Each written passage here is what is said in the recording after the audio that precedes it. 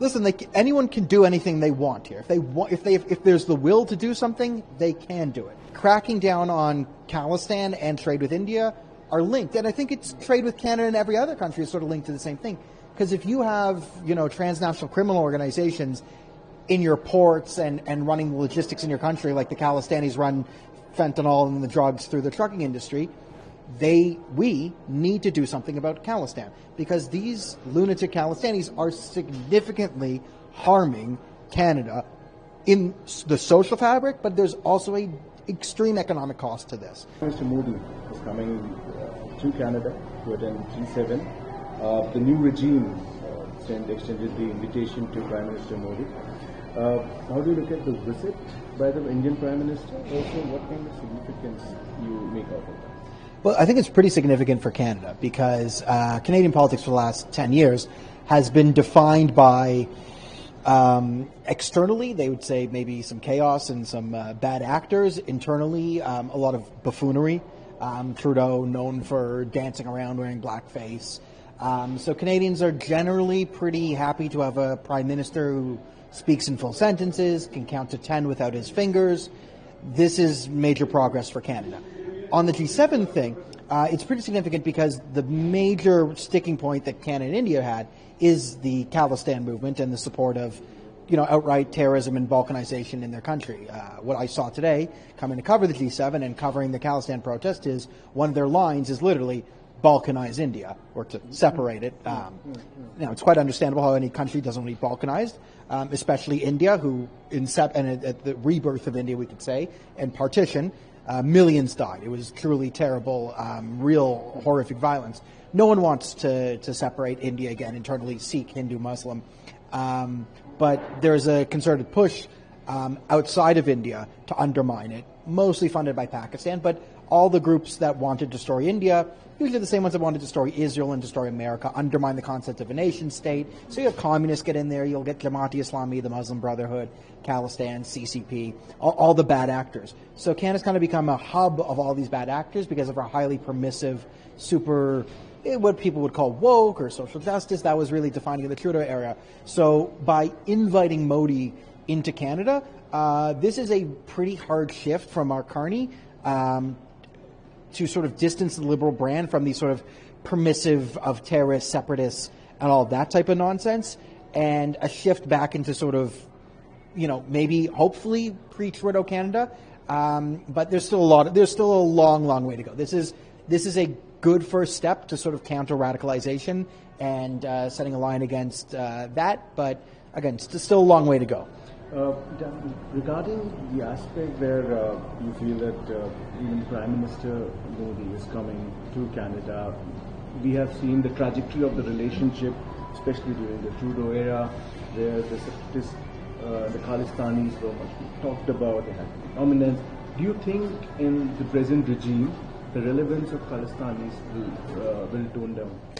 Yeah, listen, I'd say yes, of course it's going to tone down. Now, this is a good thing. However, the reason I'm so confident is because it was at a very, very, very high level. We were kind of at maximum Khalistani nonsense in Canada with a Liberal closed inner circle cabinet that was very heavily Khalistan, and then propped up by Jagmeet Singh's NDP.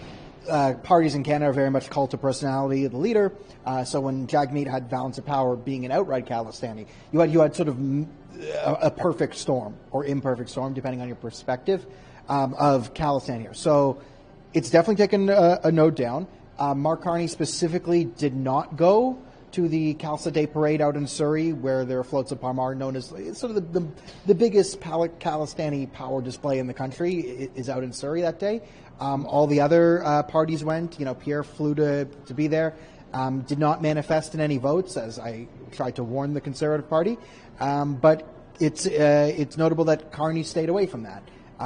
Something Justin Trudeau would never stay away from, and that's progress. Do I expect a federal Liberal government to be the most, anti-terror government in the world?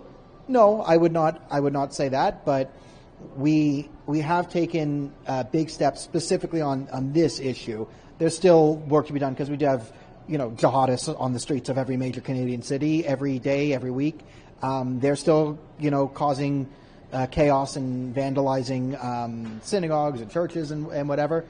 So we still have that, but the Khalistani menace seems to be tampered down because Mark Carney, at the end of the day, is some sort of economist. We can debate on his economic literacy. I think has a history of failed economics and supporting bad economic policy with green energy scams and all that. But at the end of the day, he did manage billion-dollar funds, and he can do the math.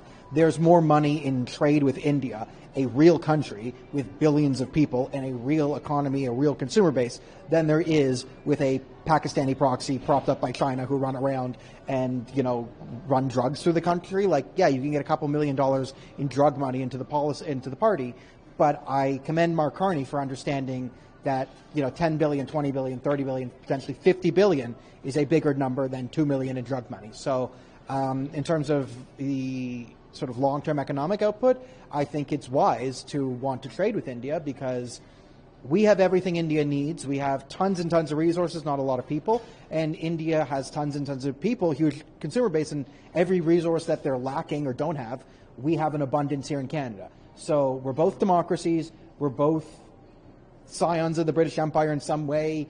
Maybe we're not, brothers or we're cousins or whatever you want to say it, but we have some sort of shared history there, a base of shared democracy. We have what they want, they have what we want.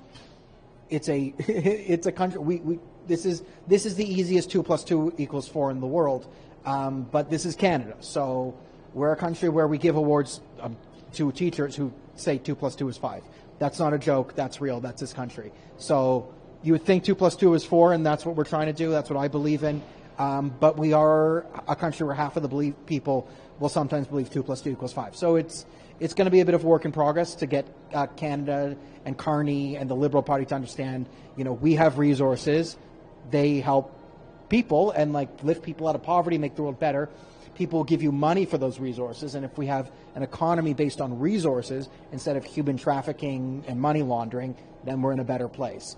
But we have a few steps to get there. Daniel, very important aspect is always the trade. The numbers are very important for both the sides. There were talks about the FTA back then. But right now, do you think India and Canada will reach up to a position to iron out their differences because the security issue and also taking action against the Khalistanis? Do you believe the present regime can take it? Listen, anyone can do anything they want here. If there's the will to do something, they can do it. So nothing is impossible it's not impossible to crack down on crime. And the cracking down on Khalistan and trade with India are linked. And I think it's trade with Canada and every other country is sort of linked to the same thing.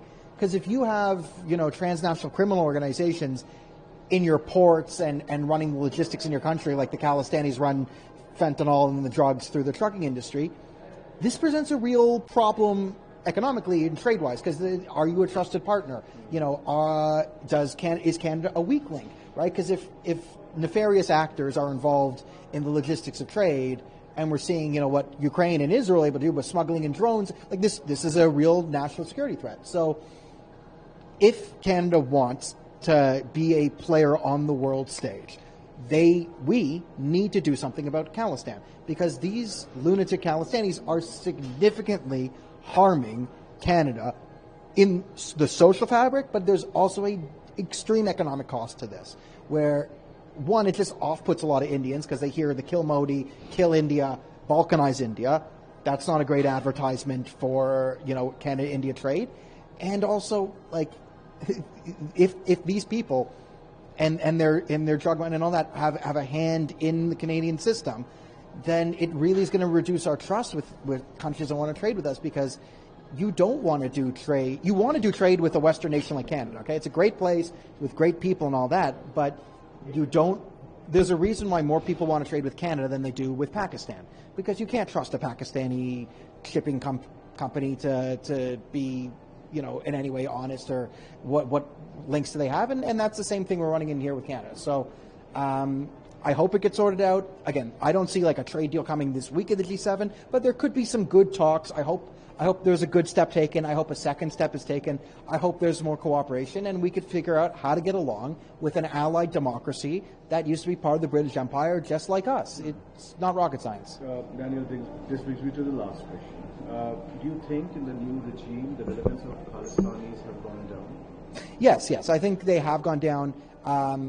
They're inside the cabinet proper. There's one Secretary of State or something, a new position, which isn't quite cabinet. He's a Khalistani, but there are no hardcore Khalistanis inside the ministers. There are no hardcore Khalistani ministers, which was the big problem with the Liberals under Trudeau. Is some of the top ministers were hardcore Khalistanis, and you add in Jagmeet. So without they don't really have any control of any federal ministries right now. So yes, the influence has to go down. I think it has gone down. I think you've seen the Khalistanis start to lash out a little bit at their loss of power. And I think they made some pretty bad political gambles in the last few years that have left them in a much worse situation than they were in when the whole Niger fiasco started. India-Canada relationship going forward from here, after the G7, what could be the immediate future, if you were to ask? I think the immediate future, like best case scenario for Canada, like a realistic best case scenario, is it goes well, there's some bilateral talks, and then in a month or two, there's more open bilateral talks, and we're talking more about cooperation, and we're sending delegations to each other. And listen, anything in geopolitics when there's two reasonable countries can be solved with an ambiguous statement at the UN where we can all say, human rights is good, we're going to breathe air and exhale carbon dioxide, and Canada agreed to too, and we all respect each other's sovereignty because blah, blah, blah is important. A mealy-mouthed whatever statement where we all pretend we got what we want and declare victory and then move on. I do think that's possible. We just have to get through a few steps and hurdles to get to that point. So that's where I hope this is going.